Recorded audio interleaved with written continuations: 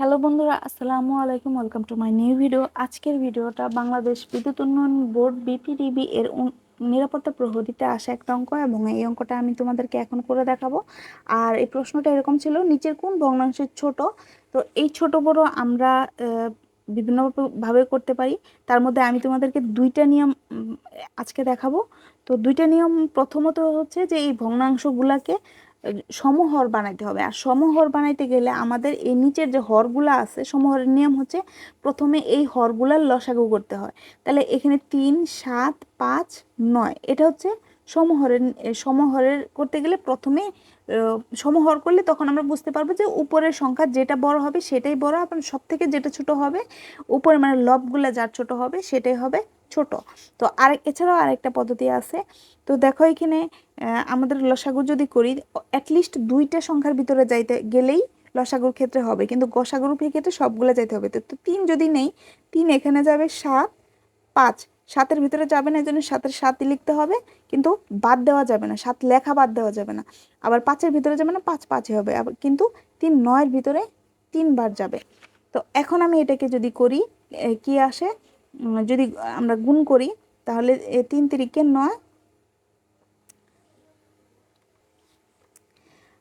3 তারিখে 9 নিব আমরা, 9 আর 9 5 নং 45, তার মানে 45-কে 7 দ্বারা গুণ করবো। আর তোমরা যে উল্টা পাল্টা ভাবে একবার গুণ করলেই হয়েছে। তাহলে 5 7 35-এর 5 হাতে থাকে 3, আর 4 7 28, 29 30 31, তার মানে 315। তার মানে আমাদের লসাগু হলো 315। এবার দ্বিতীয় স্টেপের পালা। এবার প্রত্যেকটা ভগ্নাংশকে আমাদের কি করতে হবে, এই যে হর আছে হর দ্বারা এটাকে ভাগ করব। হর দ্বারা যদি 315-কে ভাগ করো তাহলে এখানে ভাগ 3 যদি করো তাহলে আমাদের কত আসে আমরা এখানে দেখি। তো 3 3-এর ভেতরে যাবে একবার, আর এই 3 1-এর ভেতরে যাবে না, তাহলে একটা শূন্য দিতে হবে। 3 এবার 3 15-এর ভিতরে যাবে, 3 5 15, অর্থাৎ 105 হবে। তাহলে আমাদের এখানে কি করতে হবে, উপরেও 105 দ্বারা গুণ করতে হবে এবং নিচেও 105 দ্বারা গুণ করতে হবে। তাহলে 305-কে যদি 105-কে 3 3 দ্বারা যদি গুণ করো তাহলে কি হবে, 305-ই হবে। 305 হবে, কারণ এই যে সরি 315 হবে, কারণ এই যে এখানে আমি ভাগ করলাম। তাহলে 3 দ্বারা এটাকে গুণ করলে 315 হবে, তাহলে উপরে থাকলে 105। এটা গেল একটা। ঠিক সেমভাবে প্রত্যেকটাকে এইভাবে করতে হবে, অর্থাৎ 3/7 ইকুয়াল এখানে 3/7। এখানে এই এবার 7 দিয়ে আমি কি করব, 315-কে ভাগ 7 দিয়ে করব। তাহলে যদি আমরা 7 দিয়ে করি তাহলে 3 নং 27, 3 নং 27 হবে। আর এখানে থাকবে 27 28 29 30 31 4 5 নং 45। তার মানে এখানে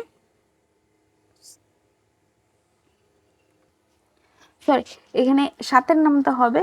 তো 7 দিয়ে 31-এর ভিতরে যাবে 4 7 28, অর্থাৎ 4 বার যাবে, আর থাকবে 28 29 30 31, 3 থাকবে, 5 7 35। তার মানে এখানে 45 হবে। আমাদের এখানে 45 দিয়ে উপরে গুণ করতে হবে, নিচেও গুণ করতে হবে। তো এখানে 45 দিয়ে যদি গুণ, নিচে 7 দিয়ে 45-কে গুণ করে সেই 315 হবে, কারণ আমরা সমাহর করতেছি, হরগুলা কিন্তু সেম হবে।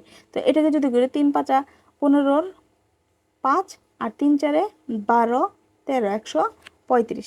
তো সেমভাবে এখানে ওইটা করতে হবে 2/5। এটা হচ্ছে এটা মনে হয় একটু লেন্থি প্রসেস, আমার কাছে মনে হইতেছে 5 গুণ। তো এবার হচ্ছে এই 5 দিয়ে আমি 315-কে ভাগ করব। যদি 5 দিয়ে আমরা 315-কে ভাগ করি, 315 ভাগ 5, তাহলে 5 6 30, 6 আর 3 5 15, অর্থাৎ 63 হবে। তো আমি 63 দিয়ে এটাকে গুণ করব। তো 5 দিয়ে 63-কে গুণ করলে কিন্তু 315-ই হবে। আর এখানে 3 দুগুণে 6, 6 দুগুণে 12, 126। আর লাস্ট একটা আছে 4 বার 9, তাহলে 4/9-কেও ঠিক সেম প্রসেসে আমাদের কি করতে হবে, 315-কে ভাগ 9। তো যদি ভাগ করো তাহলে আমাদের কি থাকবে, এই 9 3 নং 27 3 বার, আর 27 31 4 থাকে 35, তার মানে 35 হবে এখানে। তার মানে 35 দিয়ে উপরে এবং নিচে আমি গুণ করব, ইকুয়াল এখানে 9 দিয়ে 35-কে যদি গুণ করো 315 হবে, কারণ আমরা এখানে অলরেডি ভাগ করছি, তাহলে এই দুটোকে গুণ করলে এটাই হবে।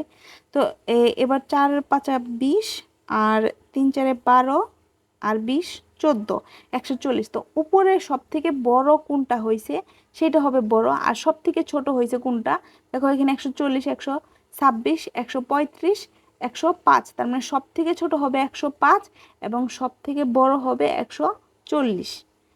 তো আমাদের অ্যান্সার কিন্তু এই অর্থাৎ এইটা এটা যেহেতু সব থেকে ছোটোর কথা বলছে, তার মানে 1/3 এটা হবে অ্যান্সার। আর আমি বিকল্প পদ্ধতিতে আর অন্য একটা ভিডিওতে করে দেখাবো। এই অঙ্কটা অলরেডি আমি একবার করে দেখাইছি, এবং এটা হচ্ছে অন্য একটা পদ্ধতিতে, বিকল্প পদ্ধতিতে এটাকে আমি করে দেখাবো। তো তোমাদের কাছে যেটা সহজ লাগে ভিডিওটা দেখার পর যেটা সহজ লাগবে সেটাই তোমরা করবা। তো দেখো এখানে বড় ছোট এর আগে করছিলেন সমহর পদ্ধতিতে, আমরা যেভাবে নর্মালি সমহর পদ্ধতিটা করি ঠিক সেইভাবে, কিন্তু সমহর পদ্ধতিতে করতে গেলে সেটা কিন্তু বড় হয়ে যায় অঙ্কটা। তো এভাবে এখন যেটা করব সেটা কিন্তু একেবারে অনেকটাই সহজ, একেবারে খুব কম সময় লাগবে। তো এখন এটা সমান সমান এটা আমি লিখবো এভাবে, এভাবে আগে আমি লিখে নিলাম। তো তোমরা চাইলে সমান চিহ্ন আসলে দেওয়ার দরকার নেই, দুইটাকে পাশাপাশি লিখলে হবে যে এই দুটাকে আগে কম্পেয়ার করবো কোনটা বড় কোনটা ছোট। তো এখানে সবসময় এই যে এটা আর এটা, আর সবসময় এটাকে আমি প্রথমে লিখবো, এটাকে আমি সবার প্রথমে লিখবো, মনে রাখবা এটাকে আমি সবার আগে লিখবো এবং এটাকে পরে লিখবো। তো এটাকে যদি আমি করি তাহলে 7 একে কত হবে 7, আর এটা হবে 3 একে 3, সরি 3 তিরিকে 9। তার মানে এই দুটোর মাঝখানে কোনটা বড় হয়েছে, তো বড় হয়েছে 9। তো 9 যদি বড় হয়, আমার ভগ্নাংশ 3/7 নেওয়া ছিল পরে, তার মানে এই 9টা হবে 3/7 জন্য, তার মানে এখানে 1/3 হচ্ছে ছোট, 3/7 কিন্তু বড়। তাহলে আমাদের কিন্তু ছোট বের করতে বলছে, তার মানে আমরা ছোটটা নেব, বড়টাকে বাদ দিয়ে দিব। তার মানে 1/3, এই দুটো সংখ্যার মাঝখানে 1/3 কিন্তু ছোট। তো 1/3 এর সাথে আরেকটা করে দেখি, খ নম্বরটা, তাহলে আমাদের কিন্তু বাদ যাবে কারণ খ নম্বরটা হচ্ছে বড়। তো আবার সেম ভাবে আমরা এটা কিন্তু বাদ। এবার আমি কি 1/3 দিয়ে এটাকে করে দেখাবো, তাহলে 1/3 লিখবো আর লিখবো 2/5। এটাকেও সেম এইভাবে করব, দেন এভাবে করব। যদি আমি এইভাবে করি তাহলে 5 একে 5 হবে, আর এখানে 3 দুগুণে 6 হবে। তার মানে এখানে কোনটা বড় হইলো, এখানে 2/5 এটা বড়, 2/5, এই যে কারণ 6 হচ্ছে পরের সংখ্যার জন্য, এই যে পরের সংখ্যার জন্য, তাহলে 2/5 এর জন্য কিন্তু 6, তার মানে 6 হচ্ছে বড়, 5 ছোট, তার মানে এখানেও 1/3 ছোট হয়েছে, 2/5 বড়। তাহলে আমরা কিন্তু ছোট সংখ্যাটা নেব, যদি বড়র কথা বলতো তাহলে বড়টা নিতাম, ছোটটা বাদ দিয়ে দিতাম, কিন্তু এখানে ছোট বলছে তাহলে আমরা এই ছোটটা নেব। তাহলে তার মানে 1/3 কিন্তু ছোট, আর এটা বড়, এটা বাদ। তারপরে বাকি কোনটা থাকে, আবার এই 1/3 তো নিবই, কারণ 1/3 কে তো আমরা বাদ দিই না, বাদ দিছি এটাকে। তার মানে এখানে 1/3 এর সাথে এবার কম্পেয়ার করবো 4/9 ইকুয়াল। এভাবে আমরা করব কি, এই যে এটা কিন্তু নিতে হবে আগে আর এটা নিব আমরা পরে, তাহলে 9কে 9, আর এখানে 3 4 12। তার মানে এখানে যদি আমরা করি, এই যে দেখো এই 12টা হচ্ছে বড়, অর্থাৎ 4/9 কিন্তু বড় হয়েছে, আর এই 9 1/3 এর জন্য, তার মানে 1/3 ছোট, তার মানে সঠিক উত্তর আমাদের হবে 1/3। আমি তোমাদেরকে রেকমেন্ড করব যে তোমরা সমহর পদ্ধতিতে অঙ্কটা না করে এভাবে করবা, কারণ সমহর পদ্ধতিতে কখন করবা, যখন তোমাদের রিটেন পরীক্ষায় রিটেন ভাবে কোনো কিছু লিখতে হবে, সঠিক উত্তরের ক্ষেত্রে না, তখন ওই ক্ষেত্রে তোমরা সমহর পদ্ধতিতে করবা। আর এমনি নর্মালি শর্টকাট হইতে খুবই তাড়াতাড়ি করা যায়।